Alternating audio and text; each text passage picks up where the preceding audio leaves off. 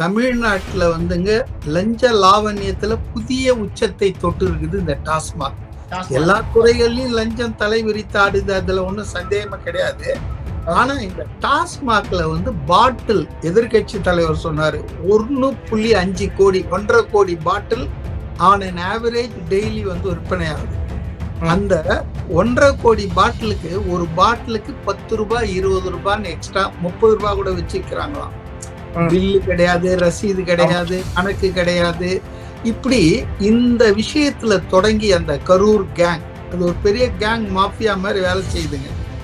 இதுல வந்து ஒரு 5000 கோடி வருஷத்துக்கு புரண்டு இருக்குதுங்க.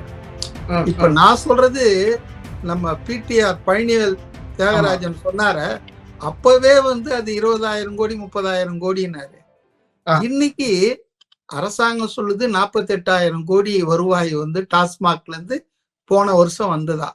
அப்படின்னா இன்னொரு 48,000 வரல. அதாவது 50% வருவாய் தான் வருது, 50% எங்க போகுதுன்னு எனக்கே தெரியலன்னு கவர்மெண்ட்ல இருக்கிற ஒரு ஃபைனான்ஸ் மினிஸ்டரே வந்து சொல்றாருன்னு சொன்னா, அந்த அளவுக்கு ஊழல் துவக்கத்துல இருந்தே ஆரம்பிச்சிருக்கு. அதுக்காக நான் இந்த டாஸ்மாக் ஊழல் வந்து திமுக காலத்துல தான் வந்தது அப்படின்லாம் நான் சொல்ல மாட்டேன். இதை ஒரு விஞ்ஞான பூர்வமாக்கி இதை ஒரு இன்ஸ்டிடியூஷனலைஸ் பண்ணி கலெக்ஷன் ஏஜென்ட், இப்ப நீங்க சொன்னீங்களே பாட்டிலு, அப்புறம் அந்த இதெல்லாம் அட்டை பெட்டி எல்லாம் சொன்னீங்களே, நான் இன்னொன்னு சொல்றேன், பாருக்கு லைசன்ஸுக்கு இன்னும் இஷ்யூ பண்ணவே இல்லை.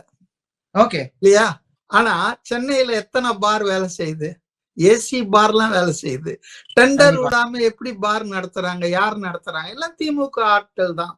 ஆக அது வந்துங்க பணத்தை வந்து அந்த அளவுக்கு ரெவென்யூ ஜெனரேட் பண்ற ஒரு டாஸ்மாக்கா மாறிடுச்சுங்க. எல்லாருமே பார்த்துட்டு இருக்க ஒரு விஷயம், இடி என்ன நடந்துகிட்டு இருக்கு, அதை தாண்டி யார் அந்த தம்பி அப்படிங்கிற ஒரு கேள்வியுமே இருக்கு. ரத்தீஷ் அப்படிங்கிற ஒரு நபரை பத்தி எல்லாருமே சொல்லிட்டு இருக்காங்க. நீங்க சொல்லுங்க சார், இடியை நீங்க எப்படி பாக்குறீங்க? அதாவது ஊருக்கே தெரிஞ்ச விஷயம் இது. அதாவதுங்க டாஸ்மாக் வந்து நிறுவனத்துல ஊழல் நடக்குது அப்படின்னு சொல்லிட்டு இன்னைக்கு நேத்து இல்லைங்க, நிதி அமைச்சரா திமுக அமைச்சரவையில பழனிவேல் தியாகராஜன் இருக்கும்போது சட்டமன்றத்திலே பேசியிருக்காரு. அதாவது டாஸ்மாக்ல இருந்து வர ரெவென்யூ வந்து 50% ஃபில்ஃபரேஜ் ஆகுது, எங்க போகுது யார் தெரியல அப்படின்ற மாதிரி அவரே பேசியிருக்காரு. It is on record.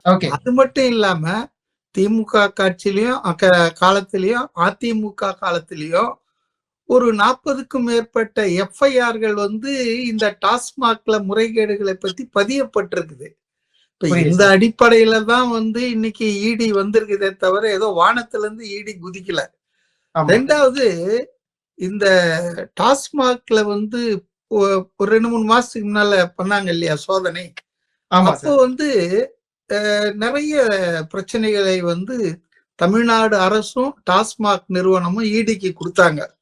குறிப்பா உயர் நீதிமன்றத்துக்கு போய் இது வந்து கூட்டாட்சி தத்துவத்துக்கு எதிரானது, அதாவது பெடரல் பாலிசிக்கே எதிரானது, ஆகவே இந்த சோதனையை வந்து செல்லுபடி இல்லாதாக்கணும், இவங்களுக்கு தடை விதிக்கணும் அப்படின்லாம் சொல்லி உயர் நீதிமன்றத்துல மனு தொடுத்தாங்க.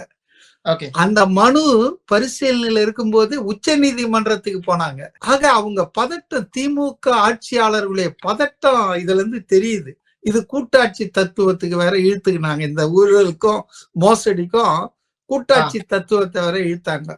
ஆனா சுப்ரீம் கோர்ட்ல வந்து அவங்க தெளிவா சொல்லிட்டாங்க, இது வந்து நாங்க தலையிட மாட்டோம், ஹைகோர்ட் சென்னையில தான் இருக்கு, அங்க போய் பாத்துங்கன்னு. அங்க வந்தவனும் இவங்க வந்து எல்லாரையும் ப்ரோவோக் பண்றாங்க பாருங்க. எப்படி நியாயமா போறவன கூட கோபப்படுத்துறதுல வந்து திமுக காரங்க ரொம்ப எக்ஸ்பர்ட். இப்போ உயர் நீதிமன்ற நீதிபதிகளையும் எரிச்சல் அடைய வச்சாங்க. அவங்களே கேட்டாங்க, எங்க கிட்ட இத சொல்லாம எங்க மேல சந்தேகம்னா நீங்க நேரா சுப்ரீம் கோர்ட் போயிருக்கலாமே, எங்க கிட்ட கேஸ் போட்டு எங்களுக்கே தகவல் சொல்லாம இரவோடு இரவாக உச்ச நீதிமன்றத்துக்கு ஏன் போனீங்க அப்படின்லாம் எங்க மேல நம்பிக்கை இல்லையான்னு. அங்க போய் என்ன சொன்னாங்கன்னா, வேறு மாநிலத்துக்கு மாத்துங்கன்னாங்க இந்த கேஸ. அதனாலதான் இந்த பதப்பதிப்பு நடந்தது. அதுக்கப்புறம் ஹைகோர்ட் வந்து அவங்க சொன்னதெல்லாம் தள்ளுபடி பண்ணி இடி வந்து சட்டப்படி விசாரணை பண்ணலாம், சோதனை பண்ணலாம், அது ஒண்ணும் தப்பு கிடையாது, கூட்டாட்சிக்கு தத்துவத்துக்கெல்லாம் எதிரானதில்ல, போய் வேலையை பாருங்கன்ட்டாங்க. So okay, okay. அதுக்கப்புறம் இவங்களுக்கு என்ன செய்யறதுன்னு தெரியாம போச்சு. ஏன்னா ஏற்கனவே உச்ச நீதிமன்றத்துக்கு வர போயிட்டு ஆமா, வந்துட்டாங்க. சோ ஆமா. இவங்களுக்கு அப்போ வேற வழியே இல்ல. அதுக்கப்புறம் இடியை இந்த விஷயத்துல பொறுத்த வரைக்கும் இடி வந்து ரொம்ப நிதானமா தான், ரொம்ப ஜாக்கிரதையா தான், எச்சரிக்கையா தான் ஹேண்டில் பண்ணியிருக்காங்க. ஓகே. மேபி அவங்களுக்கு தெரிஞ்சிருக்கலாம் இது திமுகவுடைய ஃபர்ஸ்ட் ஃபேமிலி. ஆ. தமிழ்நாடு கவர்மெண்ட்ல chief minister, deputy chief minister இவங்கெல்லாம் சம்பந்தப்படுற கேஸ்ன்றதால they want to be very careful. அது வந்து டு ஹேண்டில். மெத்தடிக்கலா போனோம் அப்படின்றதுல தெளிவா இருந்திருக்காங்க. அதனால அந்த தீர்ப்பு இவங்களுக்கு சாதகமா வந்தவொன்னு உடனே வந்து கதவை தட்டல. ஒரு ஓகே, 2, 3 வாரம் கம்முன்னு விட்டுட்டு, இப்ப ஓகே. இந்த விசாகன் ஐஏஎஸ் இருக்காருங்களே, அதாவது ஆமா. மேனேஜிங் டைரக்டர் ஆஃப் டாஸ்மாக், அவரு ஆ. ஒரு ஐஏஎஸ் அதிகாரி. இப்ப ஓகே. அவரு 2 சம்மன்களை வந்து அவர் மதிக்கவே இல்லை. இடி அமைச்ச சம்மன்களை.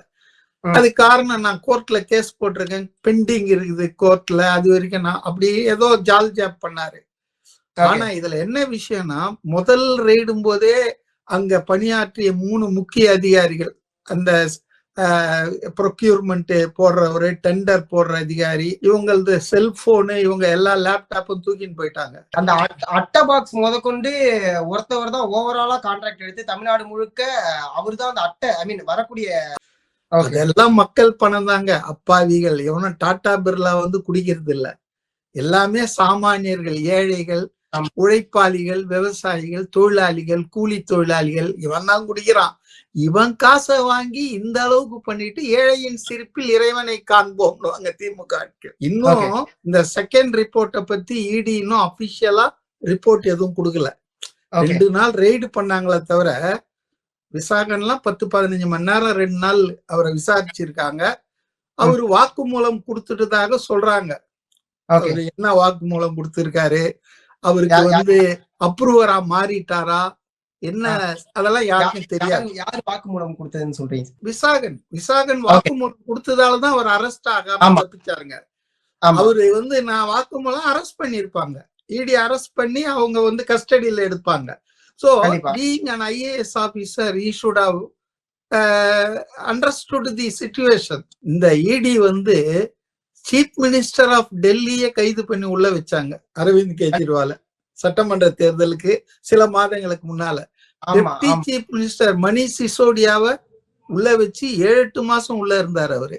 பல ஆமா. மந்திரிகள் உள்ள இருந்தாங்க. அதனால இடி வந்து ஒரு IAS ஆபீசர் அரெஸ்ட் பண்ணி உள்ள வைக்கிறது பெரிய விஷயம் ஒன்றும் கிடையாது. முடியாத காரியம் இல்ல. அது ஆமா. அவருக்கு நிச்சயம் தெரிஞ்சிருக்கும். அதனால ஐ திங்க் அவர் வந்து வாக்குமூலம் கொடுத்ததுனாலதான் அவரை ம். வந்து ரைட் விசாரணை முடிஞ்சது போங்க, அப்புறம் ம். ஜெனரலா எப்ப கூப்பிட்டாலும் நீங்க வரணும். வரணும்ன்ற மாதிரி சொல்லி இருக்காங்க.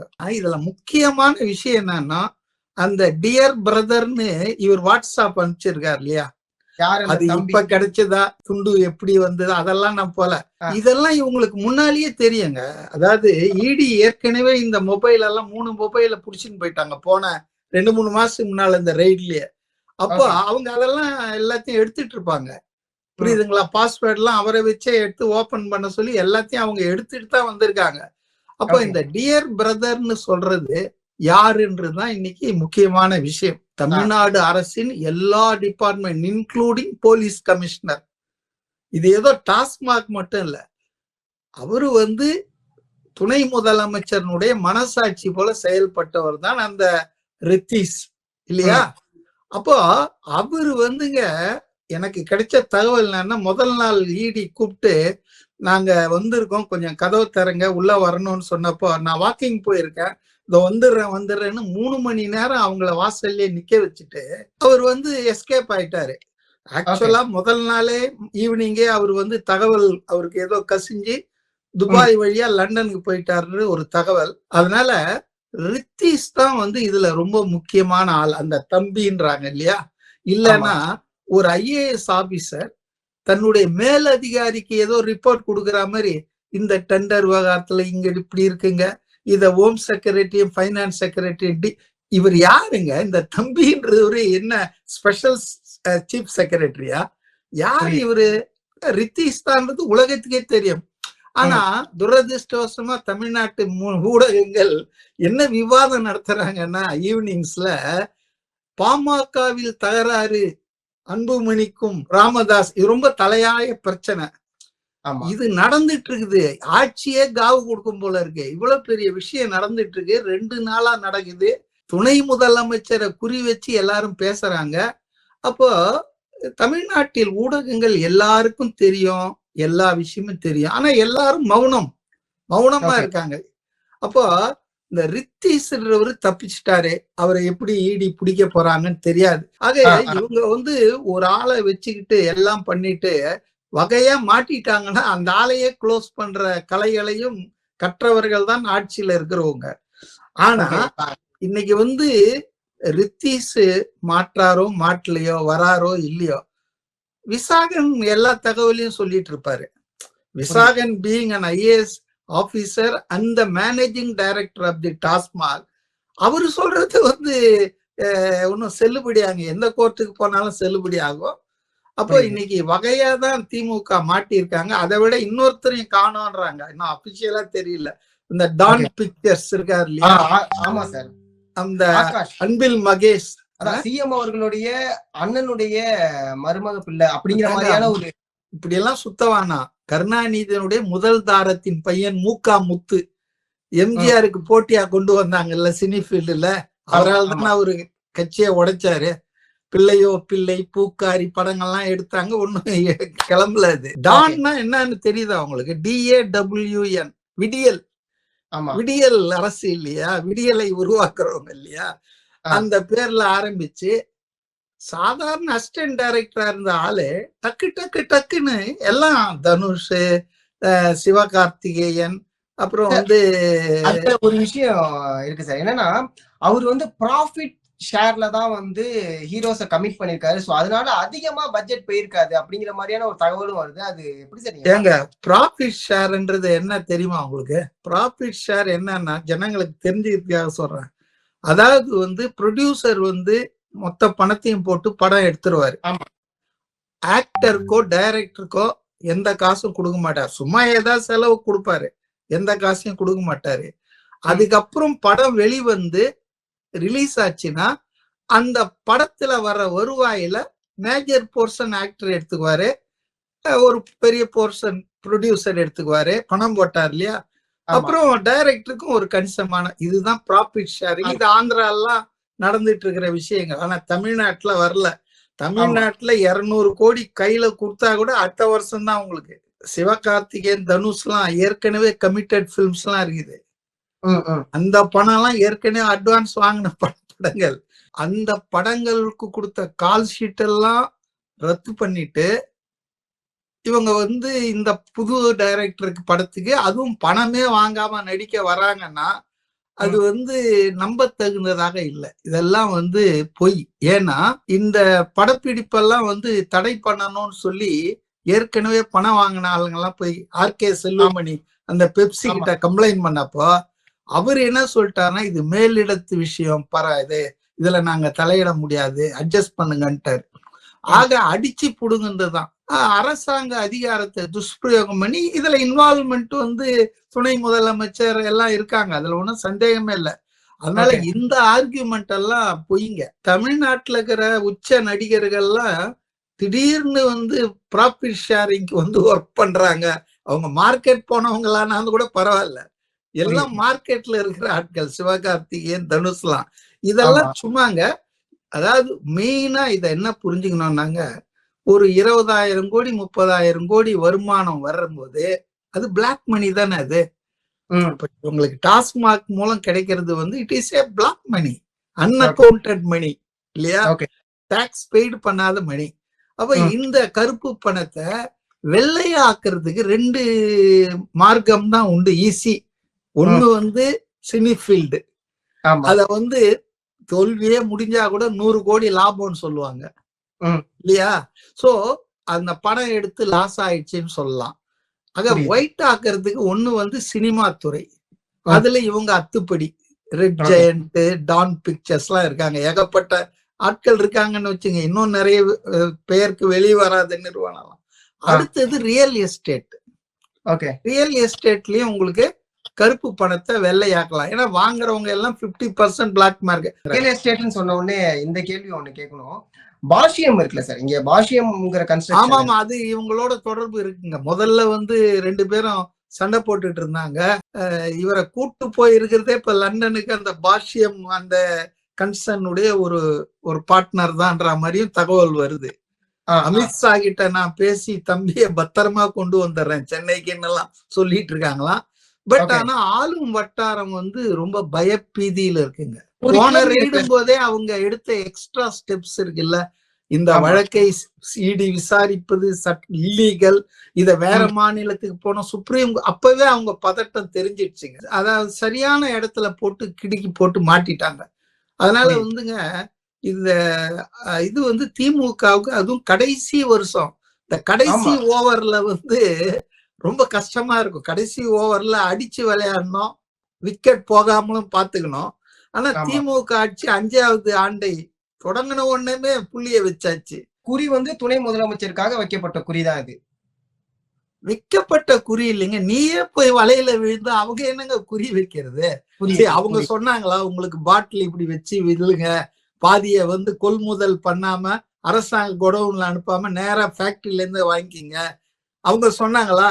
பாட்டிலுக்கெல்லாம் 5 ரூபாய் கொடுக்குறேன்னு கணக்குல எழுதுங்க, ஆனா அதே பாட்டில திருப்பி ரொட்டேஷன் கொடுங்க, லைசன்ஸ் இல்லாத பார நடத்துங்க, டெண்டர் விடாம கொள்ளை அடிங்கலாம் அவங்க சொன்னாங்களா? இடி வந்து இப்போ உதயநிதி போன்றவர்கள் முதலமைச்சர் ஆகணும்னு ஆசைப்படுறவங்க சினிமா கேரியரை கூட விட்டுட்டு வந்துட்டாரு. அவரு ஒன்னும் பெரிய பிரைட் கேரியர் எல்லாம் ஒன்றும் கிடையாது விஜய் மாதிரி, அது வேற விஷயம். இருந்தாலும் அந்த கேரியர்லாம் வேணாம், நம்ம அமைச்சர் துணை முதல்வரா வந்துட்டோம், தமிழ்நாட்டை அடுத்து ஸ்டாலினுக்கு அப்புறமா இல்ல ஸ்டாலின் இருக்கும் போதே 26ல புடுங்கலாம் நினைச்சிட்டு இருக்காங்களா தெரியல. தமிழ்நாட்டின் ஆட்சியை ஒரு சாதாரண நாள் நிழல் துணை முதல்வர்ன்றாங்க. அது எந்த அளவுக்கு உண்மைன்னு தெரியல. ஆனா இந்த அளவுக்கு பவர் அவருக்கு தெரியாம Visakan, he represents deputy chief minister, he is the eyes and ears of deputy chief minister. உதயநிதினு தெரியாம இப்படி எல்லாம் நோட் போடுவாராங்க ஒரு மேல் அதிகாரிக்கு ரிப்போர்ட் கொடுக்கிற மாதிரி. ஆக ஊழலற்ற ஆட்சியை நாங்கள் தருவோம் என்று சொல்லவே முடியாது. இந்த விஷயம் வந்து விஜய்க்கு வந்து அல்வா மாதிரி. ஆனா விஜய் வழக்கம் போல இந்த இந்து பத்திரிகை வந்து கசட் மாதிரி அரசாங்கமே சொன்னாதான் செய்தியை போடுவாங்க. இந்தியன் எக்ஸ்பிரஸ் அப்படி இல்ல, எல்லாத்தையும் எழுதுவாங்க. அதான் ஜேர்னலிசம்.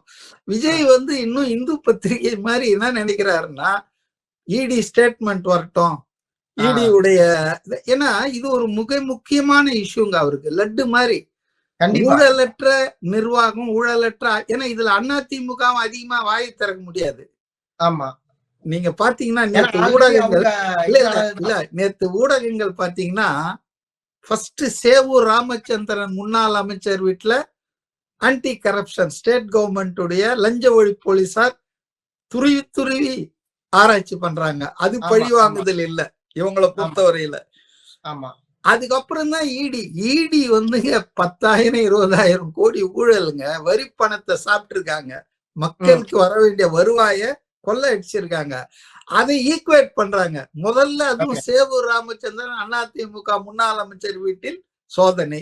அதுக்கப்புறம் அப்படியே சும்மா 2026 மட்டும் இல்ல, 31 36 46லயும் நாங்க தான் பேச ஆரம்பிச்சாரு. ஆக இன்னைக்கு அவங்களுக்கு வந்து போதாத காலம் தான் நான் நினைக்கிறேன். பிஜேபி சர்க்கார் நினைச்சது அப்படின்னா கண்டிப்பா ரத்தீஷ வந்து திருப்பி அழைச்சிட்டு வந்துட முடியும். ஏன்னா அவரு வந்து மறைஞ்சு போய் எங்கேயும் பதுங்கலாம் முடியாது. இங்க இருக்கக்கூடிய சர்க்கார் வந்து நினைச்சா கண்டிப்பா அழைச்சிட்டு வரலாம். இருந்தாலும் அவங்க மௌனம் காக்குறது ஏதோ ஒரு கார்டுக்காக தான். ஜஸ்ட் ஒரு ஓகே, அதாவது ரெண்டு நோக்கம் இருக்கலாங்க. பிஜேபி வந்து ஊழலை ஒழிக்க வந்த கட்சி நான் சொல்ல மாட்டேன். அது ஒரு பெரிய ஊழல், அது மகா சமுத்திரம். அஜித் பவார் பல பேர் இருக்காங்க, ஹேமந்த் சர்மா இருக்காரு அஸ்ஸாம் முதலமைச்சர், மகாராஷ்டிரா துணை முதலமைச்சர், இவங்க எல்லாம் பல ஆயிரம் கோடி சாப்பிட்டுட்டாங்கன்னு சொல்லி ஏப்பம் விட்டாங்கன்னு பப்ளிக்கா மோடி பேசியிருக்காரு, அமித்ஷா பேசியிருக்காரு. அவங்க எல்லாம் பிஜேபியில சேர்ந்த ஒன்னும் அவங்கள முதலமைச்சரா துணை முதலமைச்சரா ஆக்கிட்டாங்க. Clean slate. அது வந்து ஊழலை ஒழிக்கணும்னா எங்க இருந்தாலும் புடிச்சு இழுத்துன்னு வந்துருவாங்க. கண்டிப்பா கண்டிப்பா இல்லையா? ஆனா இவங்களது வந்து உங்க குடுமி எங்க கையில இருக்கணும். எங்களுக்கு தேவைப்படும் போது ஒண்ணு நீங்க கை தூக்கணும் எங்களுக்கு ஆதரவா, அப்படி உங்களுக்கு தூக்குறதுக்கு கொஞ்சம் கஷ்டமா இருந்ததுன்னா வாக் அவுட் பண்ணி வெளியே போயிடணும். ஒரு கேள்வி கேட்டாங்க, விஜய் வந்து ஒரு அறிக்கை விட்டு இருந்தார் கொஞ்ச நாளைக்கு முன்னால, ஏன் திமுக சார்புல வந்து வக்ஃப் போர்டை எதிர்த்து உச்ச நீதிமன்றத்துல கேஸ் போட்டீங்க, தமிழ்நாடு அரசின் சார்பா போடலாம, சட்டசபையில தீர்மானம் நிறைவேற்றுறீங்க, ஆனா நீங்க ஏன் வந்து உச்ச நீதிமன்றத்துக்கு தமிழ்நாடு அரசின் சார்பா போல? இப்ப தமிழ்நாடு அரசின் சார்பா போறதுக்கு செலவாகும்னா, அந்த அண்ணா நகர் கேஸ் ஒண்ணு இல்ல, ஒரு சிறுமி பாலியல், அதாவது சிபிஐக்கு கொடுத்துச்சு மெட்ராஸ் ஹைகோர்ட்ன்ட்டு இவங்க சுப்ரீம் கோர்ட் வரைக்கும் போயிட்டு வந்தாங்க. ஒரு நாளைக்கு 50 லட்சம் ரூபாய் வாங்குற வக்கீல் எல்லாம் வச்சாங்க கவர்மெண்ட். அதே போல போலீஸ் கமிஷனர் இருக்காரு இல்லையா, அருண் தானே சிட்டி போலீஸ் கமிஷனர், அவரு மேல ஒரு ரிமார்க் மெட்ராஸ் ஹைகோர்ட் வந்து பாஸ் பண்ணிடுச்சு. அந்த எஃப்ஐஆர் லீக் ஆன விஷயம், பேட்டி கொடுத்ததெல்லாம் வச்சு ஹைகோர்ட்ல அதை எதிர்த்து சுப்ரீம் கோர்ட் வரைக்கும் போனாங்க, அதை ரிமூவ் பண்ணோன்றதுக்கு. இப்ப இதுக்கெல்லாம் தமிழ்நாடு அரசு பணத்தை பயன்படுத்த, ஏன் இஸ்லாமியர்களுக்கு வாய்க்கிழிய பேசுறீங்க, சட்டமன்றத்துல தீர்மானம் போடுறீங்க, ஏன் உச்ச நீதிமன்றத்துல ஆஸ் கவர்மெண்ட் ஆஃப் தமிழ்நாடு நீங்க போல அப்படின்னு அவரு சரியான கேள்வியை கேட்டாரு. அதுக்கு அவங்க மழுப்பெல்லாம் இல்ல திமுக போயிருக்கு, ராஜா போயிருக்காரு அப்படி இப்படின்றாங்க. 7.5 கோடி தமிழ் மக்களை பிரதிபலிக்க கூடியது தமிழ்நாடு அரசு இல்லையா? அப்ப கவர்மெண்ட் ஆஃப் தமிழ்நாடு தான் போயிருக்கணும். அதுக்கு வந்து நிறைய விஷயங்களை சொல்லுவாங்க, ரைட். அதாவது என்னன்னா, அடிக்கவும் ஆசை, காயப்பற்ற கூடாது. இதே தான் இப்ப பிஜேபி பண்றது. ஜனங்க எல்லாத்தையும் பார்த்துட்டு இருக்காங்க. கண்டிப்பா ஜனங்க தான் வந்துங்க நீதிபதிகள் ஜனநாயகத்துல. அவங்க இந்த தமாசு, இந்த கலாட்டா எல்லாத்தையும் பார்த்துட்டு தான் இருக்காங்க. அவங்க ஒரு முடிவுக்கு வருவாங்க, திமுக வந்து மிகப்பெரிய அளவுக்கு ஊழல் பண்ணிட்டு இருக்கு, இத மத்திய அரசாங்கம் கண்டுக்காம இருக்குது அப்படின்றது அவங்க முடிவுக்கு வருவாங்க. அதனால திமுகவுக்கும் இதனால கெட்ட பேர் தாங்க. பிஜேபி அண்ட் அண்ணா திமுக இதுல அட்வான்டேஜ் எடுக்க முடியாது, புரியுதுங்களா? ஏன்னா அண்ணா திமுக காலத்திலயும் இந்த இதெல்லாம் வருதுங்க. பிஜேபி வந்து ஒன்னும் பெரிய ஊழலற்ற கட்சின்னு அவங்க மார்த்தட்ட முடியாதுங்க. அப்போ தமிழ்நாட்டுல இது சம்பந்தமாக ஆதாயம் அரசியல் ரீதியா அடையக்கூடிய வாய்ப்பு தாவேகா விஜய்க்கு தான் இருக்கு.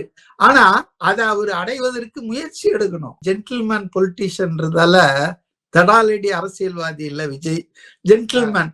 அதனால அவர் வந்து அபிஷியலா வந்து இடி ஸ்டேட்மெண்ட் வரட்டும்னு கூட வெயிட் பண்ணலாம், புரியுதுங்களா?